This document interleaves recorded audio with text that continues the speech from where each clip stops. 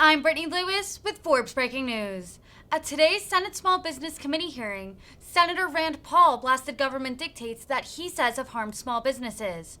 Calling COVID-19 mandates destructive and ultimately ineffective, the Kentucky Republican blamed them for closing millions of businesses. Paul also criticized enhanced unemployment benefits and high government spending, the latter of which he blamed for inflation. Take a listen to Paul's full remarks. Ranking member for his opening comments, Senator Paul.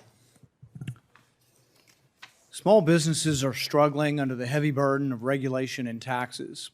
For the last several years, government policies at the federal, state, and local level have subjected our Main Street businesses to restriction after restriction. These onerous regulations, coupled with $6 trillion in government spending, have thrown the economy into a freefall. First, it was the lockdowns. Government forced small businesses to close indefinitely. Then, when they were finally allowed to reopen, they were saddled with capacity restrictions, mask mandates, and vaccine requirements for customers. While these government dictates did nothing to change the trajectory of the virus, they forcibly closed nearly 10 million small businesses, many permanently. But government's so-called solutions didn't stop at public health. Congress doled out trillions of dollars in taxpayer money. The Fed ran the printer 24/7. And government paid people who decided they did not want to work nearly $800 billion from March 2020 to July 2021. It should be no surprise to anybody that the labor force participation is at its lowest point since the Carter administration. Despite countless warnings, Congress poured even more gasoline on the fire. Even economists like Larry Summers and Jason Furman, who worked for Democrat administrations, agree President Biden's $1.9 trillion so-called rescue plan was too large and has caused the rampant inflation we are now encountering.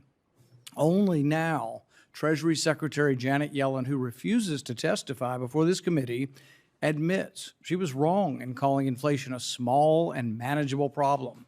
If she had not been deliberately blind to the predictable result of unrestrained, reckless spending, we might have avoided the economic pain the Biden administration inflicted on every American family. And to add insult to injury, President Biden's anti-domestic energy policies have created $5 to $7 per gallon gas prices, which have roughly doubled since he took office.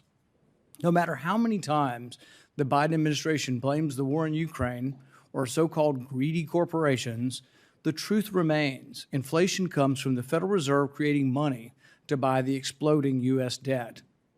One would think, in the face of such profound failure, politicians in Washington would show some humility.